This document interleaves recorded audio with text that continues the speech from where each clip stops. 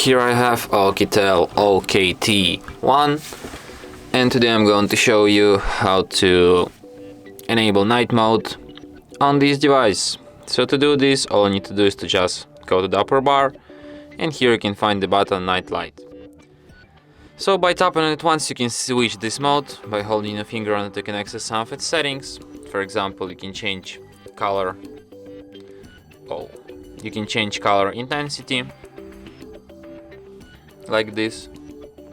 I don't know if you can see the difference on video, but colors like change from cold to more warm. And you can also set up a schedule for this mode based on your custom time or on your sunset to sunrise time schedule. And that's it. Thanks for watching. If you find this tutorial useful, don't forget to hit that like button and subscribe to our channel.